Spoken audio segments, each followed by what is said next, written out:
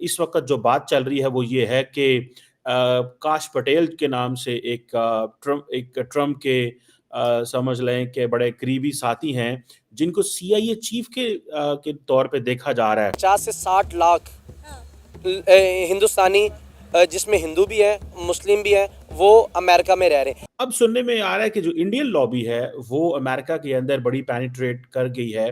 Prime minister Narendra Modi जो हैं एक नाइस मैन है, यानी कि एक अच्छे और शरीफ इंसान है, और साथ उन्होंने ये भी कहा था कि मोदी के अगर मुल्क के ऊपर कुछ बात आ जाए तो उससे खतरनाक इंसान भी कोई नहीं है दुनिया के बीच में। डोनाल्ड ट्रंप को की पॉइंट पता था कि मैं इस बात पे करूंगा, कायम रहूंगा कि मैं बार बार हिंदुओं की बात करूंगा, मैं बार बार मोदी का नाम लूंगा। और आप हैं, आप जहां बैठे हैं, मैं जहां से आया हूं,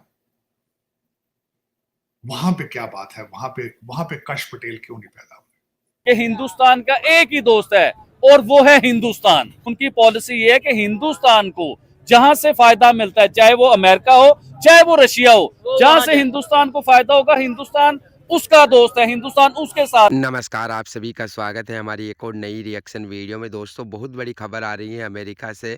अमेरिका के अंदर जैसा आपको पता है कि ट्रंप जो है ना वो इलेक्शन जीत चुके हैं, वो नेक्स्ट जो प्रेसिडेंट है वो ट्रंप होने वाले हैं।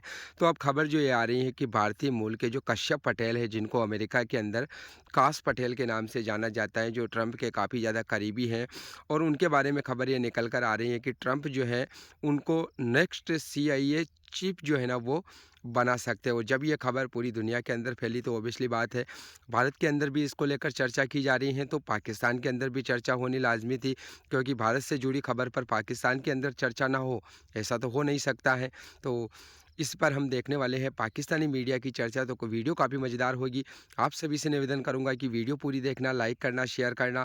अगर आप हमारे चैनल पर नए हो तो सब्सक्राइब करके बेल आइकन को दबाना। तो चलिए वीडियो को शुरू करते हैं। और हमने माजी में आपने जिक्र किया कि जो इजरायली लॉबी है उसके ऊपर बड़ी स्टडी हुई। अब सुनने में आ रहा है कि जो इंडियन लॉबी है वो अमेरिका के अंदर बड़ी पेनिट्रेट कर गई है और अमेरिकन सिस्टम के अंदर है। फॉर एग्जांपल इस वक्त जो बात चल रही है वो ये है कि काश पटेल के नाम से एक ट्रम्प के समझ लें कि बड़े करीबी साथी हैं, जिनको सीआईए चीफ के तौर पे देखा जा रहा है। ये ट्रम्प के बड़े करीब रहे हैं। आप क्या समझते हैं ये जो बातें चल रही हैं इसमें क्या हकीकत है, क्या वज़न है? माज़ी में ये नेशनल सिक्योरिटी काउंसिल में भी रहे हैं और इंटेलिजेंस डिपार्टमेंट ऑफ जस्टिस में भी काम कर चुके हैं। आपकी क्या असेसमेंट है, क्या इन्फॉर्मेशन है? क्योंकि आप रिपब्लिकन पार्टी की सारी एस्टेब्लिशमेंट के बड़ा करीब हैं। हमेशा ये बात करता आया हूं कि भारत का जो डायस्पोरा है वो डायस्पोरा नहीं है, वो टेक्नोक्रेट्स है। बल्कि इस वक्त मैं ये भी सवाल करना चाहूंगा कि अमेरिका के पास कौन सा चॉइस है कि वो भारतीय डिसेंडेंट लोगों से उनके साथ डील ना करें, या भारत के साथ अपने रिलेशनशिप करा लें, खत्म कर लें, या खराब कर लें। खत्म कर नहीं सकते, खराब कर लें, जो कि पिछले दिनों जिस तरह के ट्रूडो साहब ने किया। Can America afford to do it? मेरे ख्याल में नहीं। अब आप सिर्फ काश पटेल की बात नहीं कर रहे, हुज अ लॉयलिस्ट, लफ्ज यहां पे आज इस्तेमाल सारा मीडिया कर रहा है काश पटेल के बारे में, he is a loyalist. Cheema साहब, मैं चंद और लोगों के नाम लेना चाहूंगा। उषा वैंस है, जेडी वैंस की वाइफ है, मिसेस विवेक रामास्वामी है। आज के हालात में रिपब्लिकन पार्टी के अंदर निकी हेली है, रिपब्लिकन पार्टी के अंदर ही जेडी वैंस, हमारे जो लुधियाना के थे बॉबी जिंदल, अब उसके वर्ल्ड बैंक के हमारे जो सरदार साहब हैं। उसके बाद माइक्रोसॉफ्ट हैं, गूगल देखें, एप्पल देखें, ये सारे घेरे आसपास के जो है, ये मुझे बताएं क्या चॉइस है अमेरिकन के पास। और अब ये ट्रेंड बन रहा है यहाँ से, कि यहाँ से कनाडा से तो लोग मुसलसल जा रहे हैं वापस, वहां पे हालात खराब है। अमेरिका से भी अब लोग वापस जा रहे हैं। भारतीय बड़ी बड़ी जो टेक कंपनियां हैं वो बिल्कुल तनख्वाह भी अमेरिका जैसी देते हैं, और उनके पैकेजेस भी अमेरिका से अच्छे हैं। तो लोग अब जो है भारतीय, वो बल्कि they are moving back to India. तो ये इसके पास जो काश पटेल अगर CIA हेड बनते हैं, that will be an extreme, that will be an extreme। और दूसरी तरफ चलते हैं, कैमला हैरिस कौन थी? वो भी भारतीय थी। यहाँ पे उनकी तस्वीर मैं देख रहा था अगले दिन, when she was 2 or 3 years old, उनकी माँ जो थी शलवार कमीज पहन के बैठी, बल्कि कैमला नाम है रेडियर ने। वर्सेस अब दूसरी तरफ चलते हैं, मैं जहां से मैं और आप हैं, आप जहां बैठे हैं, मैं जहां से आया हूं,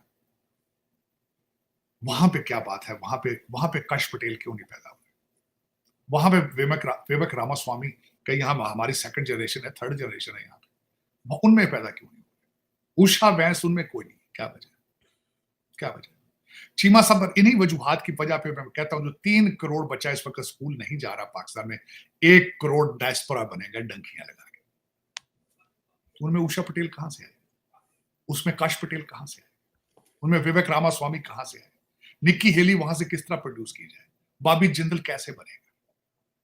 मैं आपको बता सकता, नाम अच्छा लेना में मुनासिब नहीं है, इस हमारी पाकिस्तानी कम्युनिटी डायस्पोरा के 2-3 जो कहते हैं, जो क्लेम करते हैं वी आर मिलियनर्स, सारी दुनिया उनके झगड़े देख रही है किस तरह लड़ रहे हैं एक दूसरे के साथ। आपका पाक पैक है, मेरे वतन अजीज के डॉक्टरों की कई ऑर्गेनाइजेशन है, एक दूसरे के ऊपर केसेस कर चुके हैं, लड़ रहे हैं एक दूसरे के साथ, दस्तों गिरबान है एक दूसरे के साथ, ऊपर या आगे जाने की बजाय एक दूसरे के साथ लड़ रहे हैं। और अफसोस के साथ है कि उनकी तवज्जो की मरकज लोकल पॉलिटिक्स नहीं, रिपब्लिकन और डेमोक्रेट पार्टी नहीं, यहाँ बैठ के भी मुर्शद के पीछे चल रहे हैं, मजहबी कल्ट का हिस्सा है, सियासत नहीं जिहाद है। मेरी समझ से बाहर है इन लोगों को, क्या या तो फिर ये काला जादू है, वाकई इसको मानना चाहिए चीमा साहब कि जो जिंदा मुर्गियां जलाई जाती थी, काले बकरे छत के ऊपर फेंके जाते थे, जो सुर्ख मिर्चें जलाई जाती थी, या तो फिर वो काम कर रहा है। और पर इन्होंने कहो IMF ਨੂੰ ਵੀ ਦੇਣ ਯਾਰ ਕੋ ਬੰਦੇ ਅੱਗੋਂ ਉਹਨਾਂ को पैसे ही ले लो ਉਹਨਾਂ को। अगर जिन है ने वाकई जो जादू कर दिया आपने, या अपना के ऊपर भी जादू है, डॉक्टरों के ऊपर भी जादू है कि वो लोकल पॉलिटिक्स में हिस्सा ही नहीं ले रहे, वो अमेरिका के अंदर रहते यही है, रहना भी यहाँ है, लेकिन वो यहाँ पे इंटीग्रेट ही नहीं कर रहे। काला जादू नहीं तो और क्या है, क्या वजह है, क्या वजह? I'm speechless, I'm ashamed matter of fact। जिन लोगों के साथ हम सदियों से रह रहे थे, सदियों से रह रहे थे, वो हमें तकरीबन 100 साल का गैप दे गए, 100 साल का, सिर्फ अपनी तालीम की वजह से।